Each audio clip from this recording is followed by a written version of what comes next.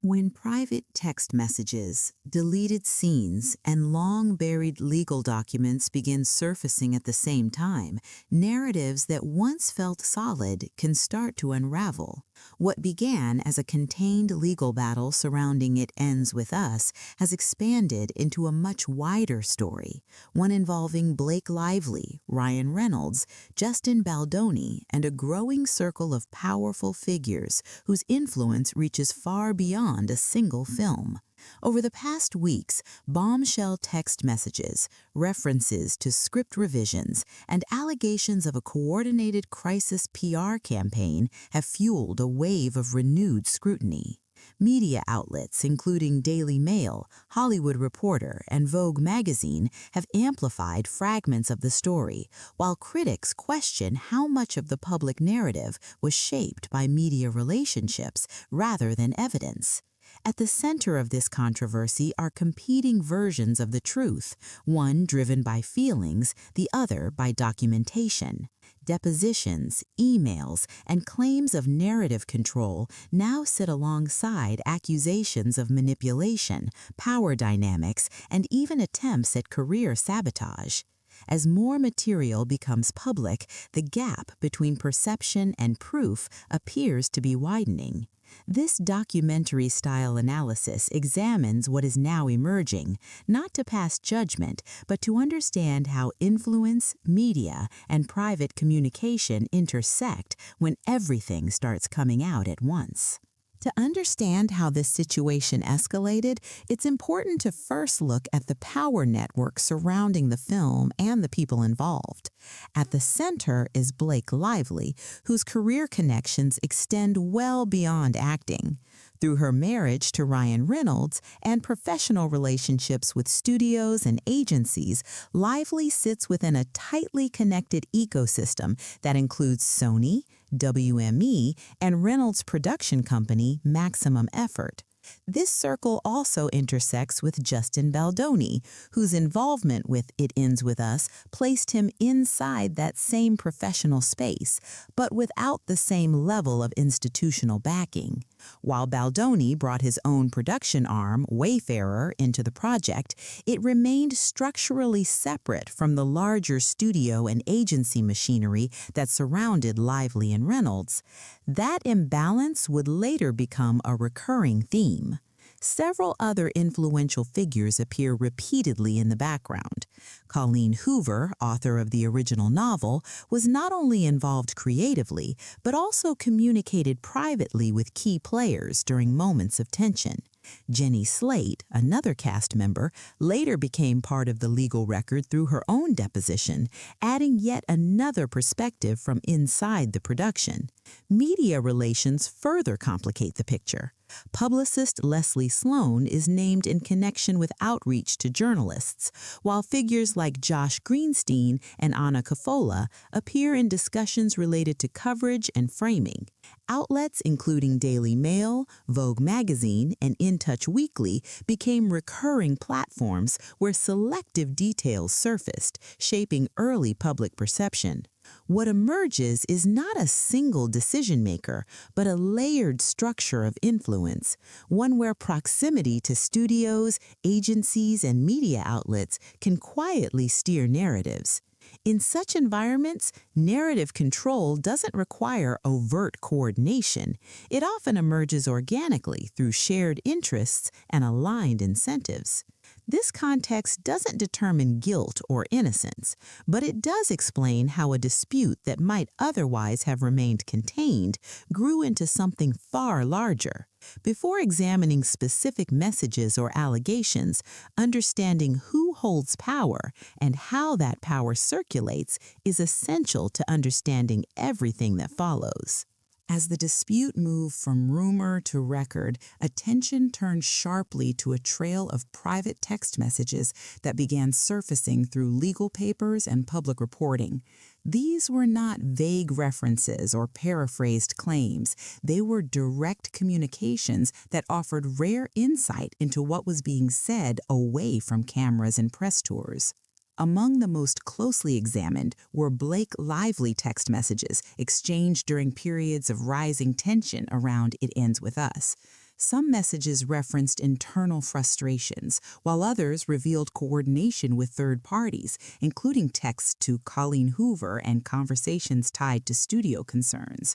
The tone of these exchanges stood in contrast to the calm, unified messaging presented publicly at the time. Equally notable were Ryan Reynolds' text messages, which appeared alongside Lively's in discussions about response strategy and perception management. While not inherently improper, their inclusion highlighted how deeply intertwined personal relationships were with professional decisions. In high-stakes productions, that overlap can blur lines between private opinion and public action. Several messages also reference outreach beyond the immediate circle. Texts to reporters and mentions of planned talking points raised questions about how narratives were being introduced into the media ecosystem. The language used, informal, sometimes joking, suggested familiarity rather than distance, reinforcing concerns about media relationships influencing coverage. In some cases, the messages were described as bombshell text messages by commentators, not because they proved a single allegation, but because they revealed process. They showed how concerns were discussed internally, how options were weighed, and how pressure points were identified. Importantly, they also exposed gaps, moments where strong claims were made publicly without corresponding evidence appearing in the private record. What makes these messages significant is not their sensational value, but their specificity. Unlike secondhand accounts, texts preserve tone, timing, and intent. They allow viewers to see how decisions evolved in real time rather than how they were later justified. As more of these communications entered the public domain, the narrative began to shift. The question was no longer simply what happened on set, but how the story of what happened was constructed, shared, and defended behind closed doors. As internal communications became public, another layer of the controversy came into focus: the role of crisis PR and how narratives are managed once reputations are perceived to be at risk. References to a coordinated crisis PR campaign appeared repeatedly in discussions tied to the case, suggesting that response planning extended well beyond routine media handling. At the center of these concerns were allegations that a dedicated crisis PR team was mobilized to guide messaging, anticipate backlash, and steer coverage during critical moments. This included identifying sympathetic journalists, refining talking points, and preparing responses to emerging criticism. While such strategies are common in high-profile disputes, their effectiveness depends heavily on timing and transparency. Several defamatory articles cited in online discussions raised additional questions.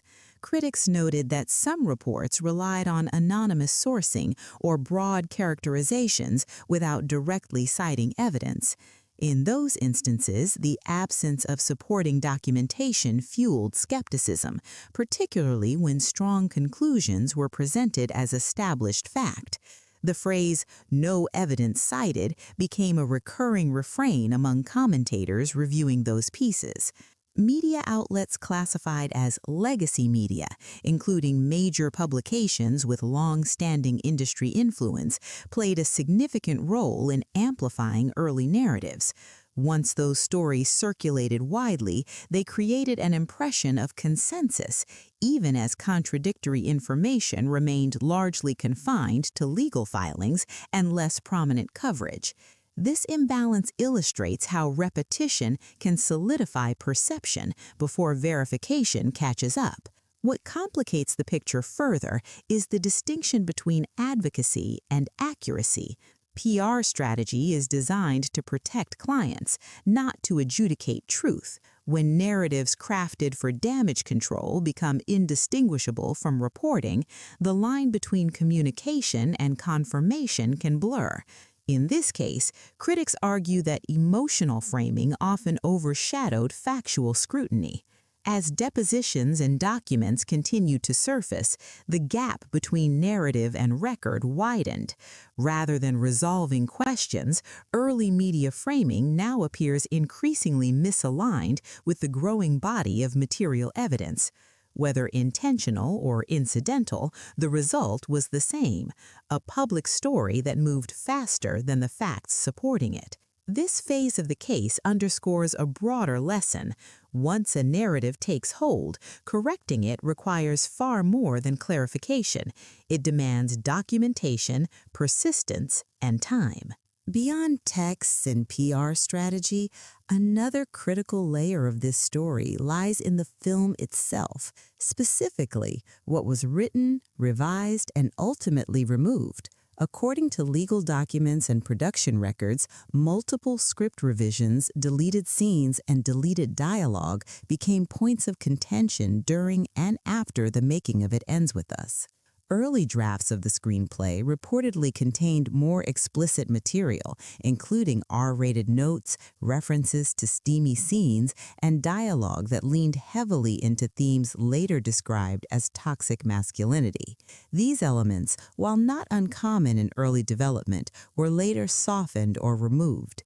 Sony is cited in connection with decisions to cut or alter certain lines, including at least one removed dialogue exchange that was later referenced in legal filings.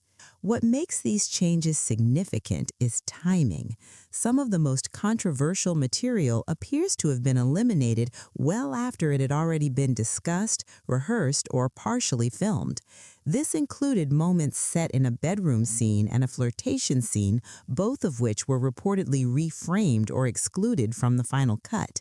The existence of unreleased material tied to these scenes has since fueled debate about whether earlier concerns were contextualized accurately. Critics argue that removing content after the fact can unintentionally reshape how prior decisions are judged. When scenes no longer exist publicly, references to them can sound abstract or exaggerated, detached from their original framing. This disconnect becomes especially pronounced when allegations rely on material audiences never get to see. Production notes also reveal internal disagreements about tone and messaging. What some viewed as necessary intimacy for storytelling, others later described as inappropriate or excessive.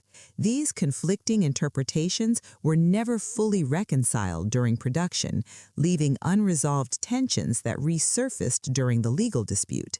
The script itself, then, becomes a form of evidence, not because it proves intent, but because it documents evolution. Script notes, revisions, and removals show how a story can change over time and how those changes can complicate later claims. When evaluating allegations, understanding what existed and what was later erased is essential to understanding how narratives formed. As more information surfaced, attention began to shift away from individual incidents and toward broader patterns of behavior. Rather than focusing on any single message or scene, observers started examining how actions, language, and responses repeated over time, particularly when pressure increased. One recurring theme involves allegations of manipulation and gaslighting, especially in how responsibility was assigned when conflicts arose. In several accounts, moments of tension were followed by blame shifting, where misunderstandings were reframed as intentional harm. Critics argue that this approach allowed a consistent victim narrative to take hold, even when documentation suggested a more complex exchange. There were also repeated references to power dynamics at play.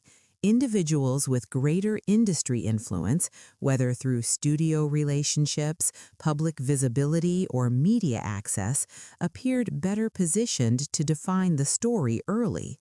Those without the same reach were left responding rather than shaping the narrative. Over time, this imbalance fueled claims of career sabotage, with some arguing that reputational damage occurred before facts were fully examined. Behavioral details added further texture.